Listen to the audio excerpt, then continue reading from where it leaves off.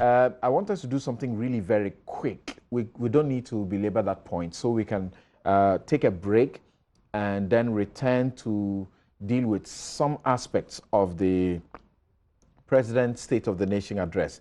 And because Honorable Muntaka is here, and obviously we can't guarantee that we'll have him next Saturday, we want to ask one question about the Cash-4 seats report so that he can address it. As for the State of the Nation, we can continue to discuss it next week. So let's hope we can deal with this very quickly. Now, let's listen to the minority and the majority on how they ended up with two different reports. Of course, the fact is that one report is what is recognized legitimately and the other one somehow not. But the question is, why did the Speaker refer the report to the Privileges Committee? Does it suggest that someone will be punished for peddling lies or what? Let's listen to the minority and the majority, and then we'll come to the studio. Only this morning that I, together with many members, all members, received copies of the Special Committee to investigate the levy and collection of sums of money from expatriate businesses and related matters, to which Parliament asked a committee to investigate. And I'm saying of the 146 pages, I, together with many other members, are yet to satisfy and read through it thoroughly in order to make meaningful contributions to the debate. And Mr. Speaker, thankfully, the committee sitting was public, so the Ghanaian public were carried through. Therefore, no attempt or effort to cover up in this matter will succeed anyway, because the public went through. And I say, Mr. Speaker, I'm holding with me here the verbatim report of the committee, a submission of the Comptroller and Accountant General of Ghana. I'm interested in improving systems and processes. A very lucid and succinct point the Comptroller made. Mr. Speaker, will you advise? I'm yet to find it in the report. I'm yet, very important from Comptroller, it's not in the report. I need to read like any other member to satisfy myself. The Comptroller. So, Mr. Speaker, this report is one-sided by the chairman, members of the minority. I'm sorry, Mr. Speaker, will be guided.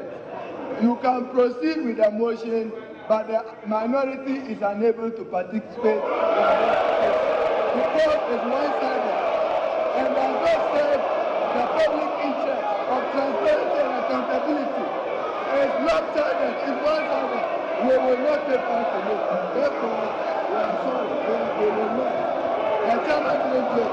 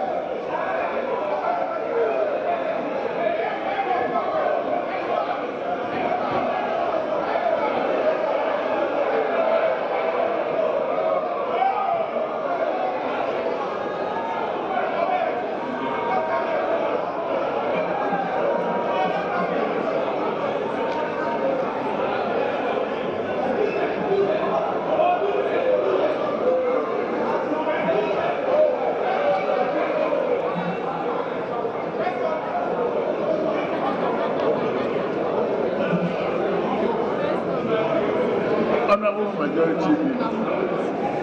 Mr. Speaker,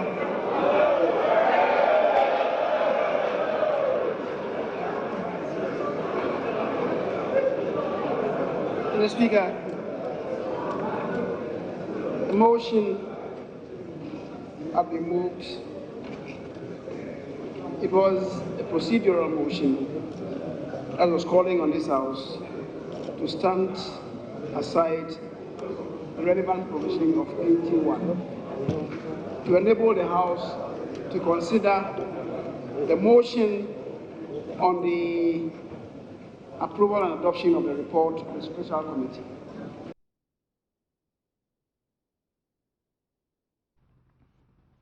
All right, so we had to cut it there. You know what actually happened. They walked out, the minority, and the majority stayed to continue with the proceedings. In fact, you know, the minority has authored a minority report, they call it. And as far as they are concerned, certain things went wrong, including that, you know, allegations of forgery that happened in the processes. But the report that is recognized by the House in Parliament is that nothing wrong was done as far as the Ministry of Trade is concerned.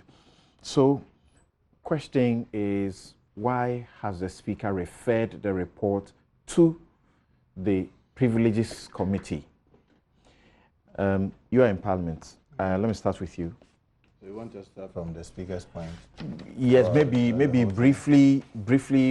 Why should you be authoring a minority report when you're supposed to be joining the minority members on the committee are supposed to be joining the committee to author, you know, a full report? Well, let me say that, I mean, a lot of things have happened, and for me, as a member of Parliament who had done over a decade in Parliament, I felt very disappointed. I think that we have disappointed the people of Ghana. Parliament should really be ashamed of itself, because it is very difficult for you to get Parliament to do what we did. To get 5 members to investigate something. It's not very common. So anytime we get the opportunity, for me, I think that it is a time to make Parliament proud, so that the people we represent will see us working in the national interest. And when this committee was set up, let me be frank with you, I was very optimistic, because at least 4 of the members I knew very well, I've worked with, and I knew that these are people that I could vote for. I mean, the chairman, who is the majority whip, the Honorable Dr. Asibe Yabua, Dominic Ayini, and Aveji are people that I've worked with for years. So with Yawa Samoba, because it's just the first time I didn't work much with them. So I was very hopeful. And the proceedings of the House, everything is here, the verbatim, everything. From me to Ablakwa to the everybody is here. And if you look at what they have and how they concluded, it is shocking. And you see, they abuse the standing orders severally. If you have a minister asked to he presented that they started dealing with Ashimonte and his group way back 6th April. And they said that, okay, can you present a copy of this as evidence? He presented a photocopy. Then the committee said, can we get the original? Because we know that if you receive a letter, normally you minute and all that. He brings the original that has properly minuted and what have you. And photocopy, the content is changed. I don't think there's any fraud that can happen more than this. Look, on the first one that he presented, the committee called it multi-6, the same date. In that, Ashimonte is the president. Sign. In the original that he brought, that he had minuted, that shows the date it was received and all that. Ashimonte is chairman. How can this possibly happen? This has not found expression in the committee, in the majority side report. So let me just say why we decided to have our standing orders will help you. 210 tells you that any member, not even a whole side, a single member, and let me read it because of time. Any member of a committee may bring up a report for its consideration, and all such reports shall be fully entered in the minutes of proceedings of the committee. This is our standing order. So it means that every member of a committee can generate a report. What is the practice in the House? Each time we meet and we finish, the clerk takes notes. So they will summarize the notes. Then you all meet, led by the chair. You go through and then you develop your report. For whatever reason, this one, when they finished and they called for the meeting, the clerk brought the summary. The chairman was not there. He said he was going to see the majority leader to negotiate for the extension of time. So they were waiting. When he came with a report and said that, oh, I have this. Can you all look at it? Then Dominic Ayini said, well, since chairman, you've decided to go strictly by our standing orders, I want to also withdraw and prepare, because what you have brought, flipping through, I can see that a lot of things have been left out. So they all agreed that let's meet at 4. At 4, he came, the chairman and the others were not there. The clerk of the committee was seated. He said, these are his witnesses. And they did this front and back about, I can't find you, where are you, until Thursday morning. So Thursday morning, because that's where I know very much, because all of them were telling us stories, showing evidence of call, text messages. So Thursday morning, we all met. And myself, the minority leader, the majority leader, and the chairman, who is the majority whip, said that, look, enough of this accusation and counter-accusation. I have not seen you, I came, you were not there, enough of that. All of you have something now. Go and say for heaven's sake, can you, for the sake of Parliament, go back and do your work? Chairman, you are senior. What time will suit you? He says 4 o'clock. Dominic Ayini said 6 o'clock. I said, Dominic, you are the junior here. He's the chair. Adjust your time to meet him at 4. So the majority gave them instruction that you have 4 o'clock today. Go and do whatever you have to do. Tomorrow we can lay it. When he went at 4, and this, I would be very happy if the majority would say, could be called to confirm this. We were all there in leadership, trying to resolve whatever they were saying about you were not there, I was there. We said that, leave that. Now go and finalize it. 4 o'clock, he went to his office. The chairman was in a meeting. He waited till 5. When he came, said, where are the rest of the members? Because there were only 2 of them. He said, well, I can't find them. He said, so chairman, can I find out from you, this meeting that you and I will have, can I say that that is the committee meeting? The chairman said yes. I said, okay. So he brought his. And they went paragraph by paragraph, just as the standing orders authorizes, and said that, okay, and there was a particular paragraph about the misrepresentation, where the chairman insisted that Dominic should take it out. And Dominic took it out and handed it over to him. Only for us to come on Friday, and our standing orders are very clear. Order 74. Order 74 of the House, let me read it for you, says that a paper may be presented to the House only by Mr. Speaker, the chairman of a committee, a member, or a minister. 75 says, as soon as sufficient copies of the paper for distribution to members have been received in the office of the clerk, notice of the presentation of that paper may be placed on the other paper. And as soon as Mr. Speaker announces paper for presentation, the paper shall be deemed to have been laid on the table. So you will not lay any paper until there are sufficient copies. When we talk about sufficient copies, there's at least 275. So at the moment it is laid, everybody could have a copy. Now you come on Friday to lay. You say, oh, when we lay, you have copies. So you laid. Now, where is the copy? There's no copy. And that was at the tail end when we were rising. So we were all assuming that, oh, by the time we leave Parliament Friday, it will be there. It wasn't there. Saturday, it was not there. Sunday, it wasn't. Monday, I flew from Kumasi just because of the report, because I knew that the next day something could happen. You come, and the clerk of the committee is my witness, and I'll be happy if you can even call and find out. I call Rosemary. It's now 15 minutes to 5 p.m. Where is your report? You laid it on Friday. You know the rules of this house. He said, Honorable, I beg you, I'm at the printing room. It's not ready. The moment it's ready, I'll call you. It never got ready on Monday. Tuesday morning we come, you have placed this. Look at what our order says, Order 80 of Parliament. Harun Adrisu was trying to read a part of a copy.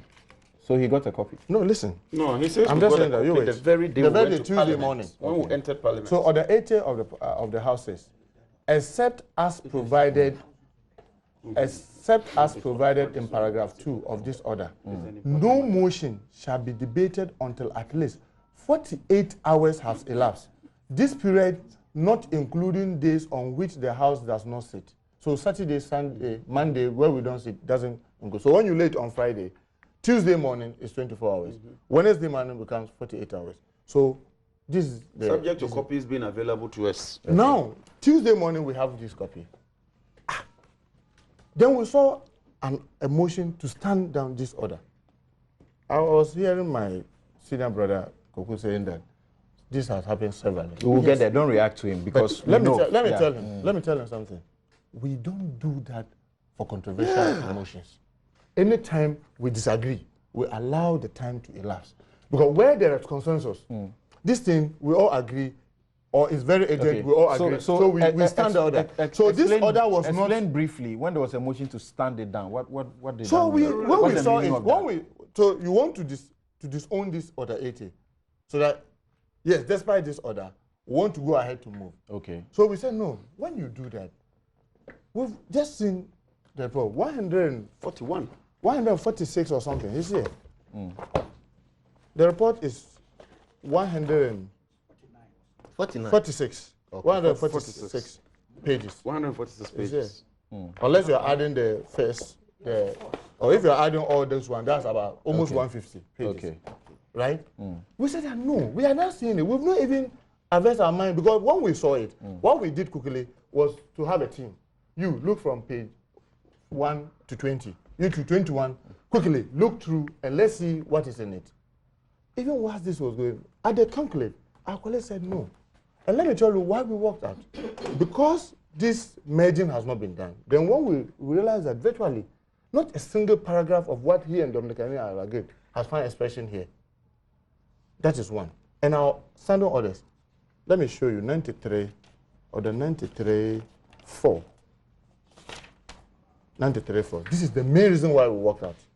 93-4 of the standing order says, the speech of a member must have reference to the subject matter under discussion. So if you allow this one to go on, you cannot speak anything outside what is here. So if you stay and say that, oh, okay, they are standing the order, you flip through, you've not seen even one paragraph of the other dissenting view in, and you stand in, what will mean is that everything you must say. So you'll be limited to this. You'll be limited and you didn't want that to happen. happen. And how can we limit ourselves to this? Okay. And you see, let me show you the second reason why we were so worried. It has been bundled by the minister that what myself and Honorable Blanco presented were doctored about the packages. About the packages. No, but you first of all, I want to do something. You deal with one thing for me. You showed this document that a photocopy. Yes, photocopy. Ashim Martin tendered. Okay. No, this one by the minister. By the minister. Yes. And you said the photocopy was brought by Ashim Martin. No, the same minister. The same minister brought it, not Ashim Martin. No, when he brought the photocopy, okay. Then the committee said, this is a photocopy, we want the original. Okay. So he sent for the original, only for the original to come. To be different. Because it's supposed to be a photocopy of it. So no content should change. The content has changed. The question is who brought it. I want to establish that so that you know who to hold for the question of forgery. Ashim Mote sent this one to the minister. Okay. And it's supposed to be photocopied to us. Only for it to come, the content are different. So for me, the most important thing was that the committee should have re-invited the minister. Okay. Why do you do this? The second one, very important. Okay. The minister insisted that the content of the package was altered. Okay. This is Airtel to go. What I'm going to do is that we'll take a break, we'll come back, we'll deal with this matter. But before we do that, Kweku, are you able to briefly, so that we don't go back to the questions of the propriety of the matters leading to the submission and all of that, and then we return to restrict ourselves to the reference to the speaker and the implications? You know what? Standing Order 210, that for me is the most important thing here. Okay. And fortunately, he referred to that. And the point he makes, I don't get it. I don't get it. That does not have room for a minority report.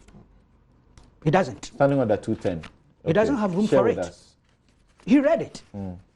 He's talking of, in the course of proceedings of the committee, a member, and he made the point clear that it's not even whether majority or minority. Right. Any member, you can be making your input, the chairman too can bring a draft and all those things. That's how it's captured here.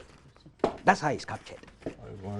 So the key point is that it does not have room for a situation where the minority will present a report. can say that they want to file a separate report. Nobody said you were going to file a report. Oh, please. See, what is this? Reasons for filing of minority report. At the committee. No. He's saying at the No, committee. But the point I'm making, you are not listening. I'm saying that the 210 has room for individual members to bring opinions and things Yes. for incorporation. Yes. That is allowed. Okay. And this happens during the proceedings of the committee, Yes. not when they are even meeting others, but the members themselves on Yes. their own. Yes. And I'm told you were given an opportunity to stay in a certain hotel for that matter to be done. What I've seen are telephone conversations or WhatsApp chat between chairman and a member. That's not a substitute for what Standing Order 210 requires. It's not a substitute. Okay, so make this point. So I'm saying that at the end of the day, reasons for filing of minority report, this is their report, which is not recognized by law or standing orders. He says the minority members of the committee participate diligently in the deliberations of the committee, but decided to file a separate report in dissent. The idea even is shocking, it's mind-boggling. It's never happened in our parliamentary history. So for me, and this is a very serious decision, they themselves say this decision was not taken either lightly or in haste. It doesn't appear, it shouldn't even come in. So if we are talking 210, I am asking, in the course of the proceedings of the members, and don't forget one had exited. I'm told Mr. Yes, I'm told he was out of town. Yeah. Was he on parliamentary business? Yes. Yeah, for sure. But that, you see, that's also interesting. But that's just interesting. The parliament was recalled because this matter was urgent public importance. And they were given timelines, some of which they couldn't meet, so new additions were given. Now, look at how urgent the matter is with the timeline. One goes out because he's going for parliamentary business. Well, I don't know how the speaker went about that in agreeing that exit, or maybe that permission had been given already. I don't know. I have to be honest and check, double check. But the one that was left here was not actively participating in the proceedings. I have his chat here, but the man was outside. Look, you are no. He abandoned the sitting. He did not abandon the sitting. Am I the one talking? He did not abandon the sitting. Am I the one talking? Yes, go on. They had decided to use WhatsApp chat as a substitute for what is required of them by the standing orders. Maybe you didn't hear what I said. Who said? No, not you. No. You were heard. Let's hear his version. No. Okay. So I'm saying that there is no basis for anybody to come and say that, oh, I was in chatting with him, I was telling him this or that. No, there's none. The minutes, as indicated, it should be recorded in the minutes of proceedings. Yes. That's at the committee level. Yes. And it's the clerk that who does that. Let's assess, and the minutes are public records. Yes, if Parliament so wants. Yeah. Let's check whether those minutes were capturing these points being made in the WhatsApp chat. It's not there. What did you want them to do when they discovered that their input had been totally, ignored? Which side? Which input?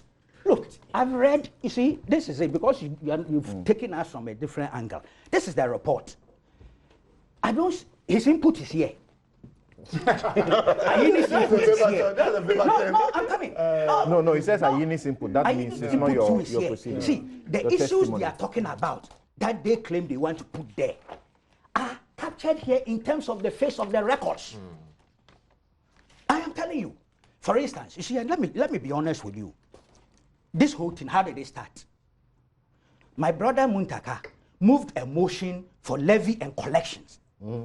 At the testimony, he changed. He changed from levy to any money collected. Your own friends, see. There's a difference between levy. Levy has a connotation of compulsion. Please, that is your understanding. Please. That is your understanding of what is a levy. So clearly, the minority has a definition that renders an understanding of what Muntaka said, which captures clearly. Parliament is the house of records. Look at the terms of Parliament reference of the is guided committee, by sir. standing orders, Right. and Parliament, when it's required to investigate, must do things within the realm of law. Okay. Now listen to what they themselves say. Let's about continue. Muntaka. Let's continue with your reading after the break. We just can't avoid it. We'll take a break and return to do this. You're welcome back. This is Newsfile, and Kweku Bako John Jinapor, Muntaka Mubarak, and the Information Minister. Okay, so, Koku, you are going to read. I am saying. Yes, you are going to read a point. Yes. Where, though the motion, and this is the House of Records, it's a serious business. You move a motion for the House to adopt, and it was key, levy and collection. I'm saying that in the course of my brother's testimony, he ran away from it. Oh, their own report, the so-called minority report. Yeah, we are being engaged in at that point, right? Yes. Or that was rather with Okujeto. Their own report. Right. Open it. Okay, so Kuku is trying to get to that page where he wanted to read to us. Yes, you made a portion me to make a point. And whilst we're on break, they were still engaged in a lot of arguments, so he lost it. Thank you. To show how this whole thing even died at birth. Okay. So where are you reading? This is the minority report. Okay. The findings of fact and analysis Which that page they is have this? made. Yeah. It says, as a result, when CW... Which page? Well, it's not page. What page? Okay, They put right. it... They put theirs on social media. Yes, so let's go. That's their parliament. Let's go, yeah. Now, the section that is titled Levy and Collection of Sums of Money by the Ministry of Trade. In moving the motion for the establishment of the committee, CW1, in this case, that's our brother Muntaka, urged this honorable house to investigate the levy and collection, quote unquote, of various sums of money from expatriate businesses and related matters.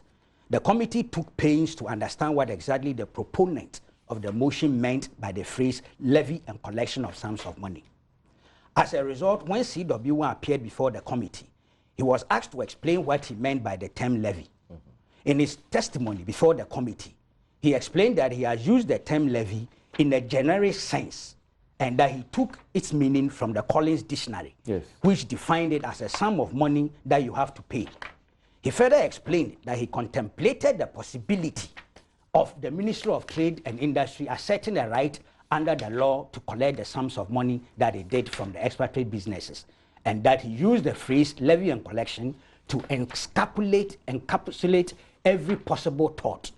Pressed further on this point by members of the committee, CW1 seemed to have abandoned his position on the use of the term levy and rather placed reliance on the use of the word collection. You see, this is serious business.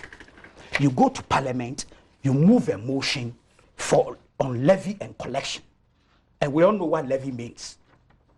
Then when you appear to testify, in support of your motion, under pressure, according to, as for this report, the report says he abandoned it.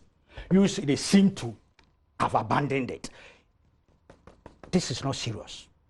Now, when it comes to the issue of extortion. Do you agree with the report that he abandoned it? Because we all watched. Did he abandon it? Yeah, he went for redefinition. So is it not the proper representation to say he seemed to have abandoned it? No, it's that. They say he seemed to have abandoned. Okay, right. But I'm saying that they also seem to have abandoned. Okay. So you're saying that it's not correct that their input has not been factored it's here? There. Okay. You see, the point I'm making is that the integrity of the motion itself was brought into question in the course of the testimony. For instance, when the issue of extortion came up, it's here, and it's also in the report. He said he had never ever used the word extortion anywhere. So he declined responsibility for that word extortion. But in their report, they are talking extortion. No, that's from... Meanwhile, Okututa Blakwa, no. He used extortion. No, but I'm saying your report is talking of extortion, that as if a case for extortion was found in the course of the testimonies. I am saying, we all watched it, and I have the full transcript like he also has. And no case of extortion was made. That is factually. Now, they are expecting... Would you say or would you not that the committee may have appeared to adopt too much of a technical approach where a court may not even do that? So that if one is talking about a levy, you should look at the loose sense of it to be able to find out the things that the people are talking about or the evidence they have provided. Does it support anything close to a levy? It doesn't. They did all that. They did. Okay. You see, First of all, don't forget that this whole thing started with extortion. But it is when they were coming to Parliament, and you know Parliament is a serious business place. So you come and you talk of extortion, which has a certain criminal connotation, you know, to put it there. So they shifted the goalpost from extortion to levy. In the course of the testimony, they shifted from levy now to collection, standing on its own. That's not a serious business. That's actually unfair. Okay, hold it on there. But you were you were suggesting that Dominic Ayine had abandoned the committee, correct? And that he decided to work from, as it were, no, I didn't say text that. message chats instead of. Yeah, I said that. For me, when I read the WhatsApp chat, right, the get up and down, most of those things should be rather captured in the minutes of proceedings of the committee. Okay, so he disputes that he ever did or abandoned the committee in the manner that you seem to suggest. He wants to be able to speak to us, but we have run out of time. I should just, say that this is what he has sent. That's the message he sent. I challenge him on that. Okay, now. Yes, John. Okay, so I'm not going to tie you to. I've seen you've opened things and written your own things. First of all, we have to come back next this is a fact-finding committee. You understand? They were supposed to establish the facts of the matter and brief Parliament. It's as simple as that. So this issue of whether somebody ran away from a legal definition of a levy did not give that. It's neither here nor there. Wow. Montaka also gives us a rendition, and for me, it ends the matter. This issue of they were doing text messages, they were doing WhatsApp. Is neither here nor there, because Parliament is governed not just by the standing orders, but by convention as well. Practices, yeah. There are practices. So when committee leaders, that is say a ranking and a chairman cannot agree on a matter, is brought up before leadership. He says that the matter was brought up before leadership. On Thursday. And leadership said, look, let's put all the issues behind us. Two of you go and sit down and reconcile the documents. The question to ask is whether those documents were reconciled or not. You can't tell me that because you have 146 pages, all my inputs were captured, when I believe that my inputs were not captured. So for me, that is the most important thing. Should it be a question of belief? It's impossible. It's never done anywhere. He says that when the document, but let's come to the main issue. You present a document on Friday. Under our practice, once you lay it, you take immediate steps and make copies before members. Samson, do you think it is fair? And I want viewers to judge whether it's fair and proper that you give me 146 or 150 page document Tuesday morning and expect me to digest all those pages Tuesday morning and come to the house and debate it. What is so urgent about this report?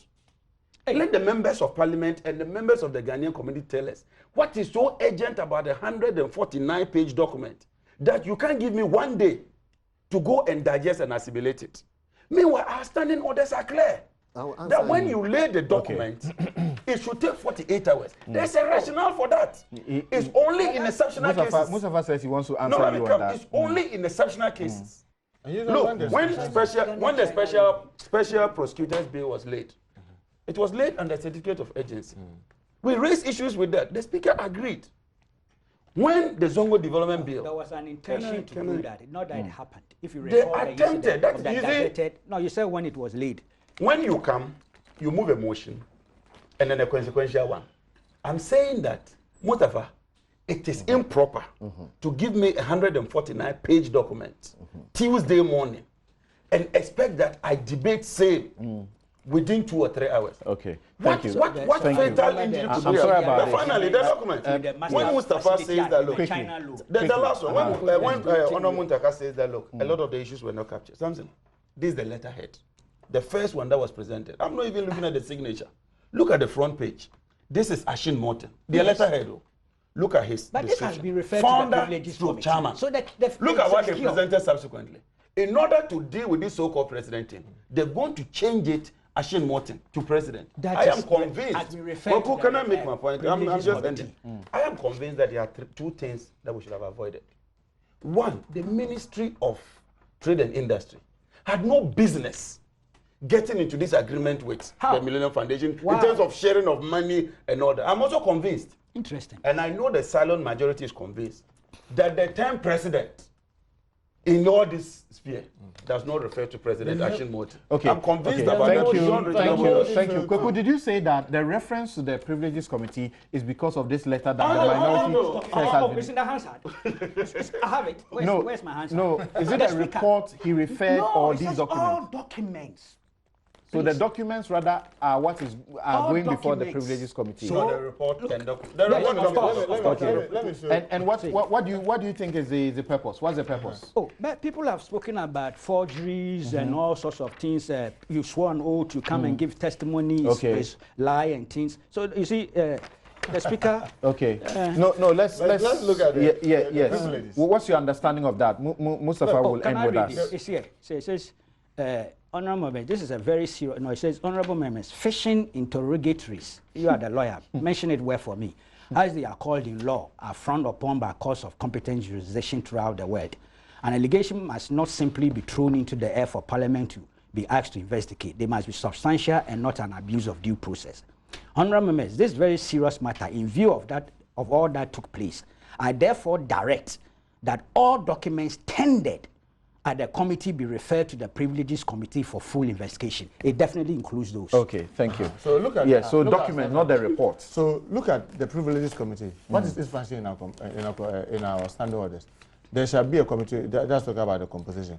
It shall be the duty of the committee, by order of the House, to inquire into any complaint of contempt of Parliament, or breach of privilege, or any matter of privilege, which may be referred to it, to recommend to the House such actions as the committee may. So it looks like those of you who took the matter there are the ones in trouble. So is it no? So what is it? It's not about committee. It's not about the report. Breach of privilege or contempt, discipline, and other things. So when the Privileges Committee is seized with the matter, this issue of forgery and all the rest will come up, because if you testify and if they find that is what it is, they can call you are in Ashimoti. serious trouble. Okay, but it's a criminal offense. Why don't they take it to court? Yes, Mustafa. Yes, for me, I want to conclude by saying serious trouble if you are the captured. minority showed bad faith Exactly. from beginning to end. Exactly. Now, we contend, they have debated it here or tried to refute it here, that Dr. Ayine absconded from the hotel for 3 days and refused to pick calls, refused to respond to text messages to be part of it. Now, what bears testimony to this assertion is that they were the first to release their report into the public space when the main report was not ready. That's number one. Your report came first. I'm coming. Number two, you remember we said here that my good friend Muntaka started from extortion, came down to levy, and so on. Now you didn't talk about it. Now listen to your report. Sorry, 1 second. No, they say they didn't talk about extortion. Page 25 of their report says, that said, there is some merit to the allegation by CW2 that some form of extortion, that extortion took place. Yes. And then they go ahead to define what extortion is. Then they now say a voluntary payment induced by a promise by a public officer either to perform or desist from performing an official act is sufficient to and they wanted this included. And they wanted these kinds of things included in the committee. So voodoo analysis. So now number two, you remember that the president has said countlessly that some of the people who were sitting around that table, including his famous friend Saeed Fakri, are people who are his close friends, in whose houses even today as sitting president he eats. That's one. So to allege that those people will pay money in order to sit with him, really? When the president, sorry. Among the recommendations made by the committee is that when MPs go out in the public and they run allegations, they should not even be allowed to bring those things back into the House for discussion. But of course, the House should be the proper place with which to initiate serious matters of state. If you go to the public and then you trivialize the matter and you make it a pedestrian discussion, and then you want us to take it back to the state. Very unfortunate. And then number three is that he was asking how urgent was this matter that we have to do. The matter was as urgent as recalling Parliament, why didn't you wait allow us until to Parliament digest it. was properly That is why you have to allow us to digest it. Why do you want to railroad Parliament? Suddenly, The most why do you surprising not thing is want that- to bulldoze it? But the most surprising thing is that it's the president that made them to do what Yes, they did. it's When you the say it was directive. flimsy and irresponsible. The minority when vanished he- where? They vanished into thin. no, Deliberate. no. It was This thing has exposed the majority big was time. deliberate. Okay. No, I didn't what the They president never told them to do. When That's they were all. asked to go and work on Thursday, Why do you want to they go back. railroad Okay, 120 okay, pages okay, document okay. through Parliament within a short period? Okay, Why? okay, Lawyer, okay. 12 years in Parliament, Thank will you. go and say that this is flimsy and irresponsible. Thank you, What thank does he want the committee you, to thank you, say? thank you, gentlemen, I'm so thank you, gentlemen, disappointed. thank you, gentlemen, thank you very much. And my guests have been Abdul Malik Kubako, editor-in-chief of the New Crusading Guide newspaper. Who insists that we should go back to this issue when we bring up the matters of the State of the Nation. John Abdullahi Jinapo is MP Yape Kusogu and is former Deputy Power Minister. Mustafa Abdul Hamid is Minister for Information and Presidential Spokesperson. Muhammad Mubarak Muntaka is MP Asawasi and Minority Chief Whip. Thank you very much for your time. My outfit, as always, is by Latida. God willing, we should find a way to get this issue back because Kuku and all of them here agree that there are aspects of it that ought to be dealt with in a certain way. We will be back, God willing, next week. Have a good afternoon.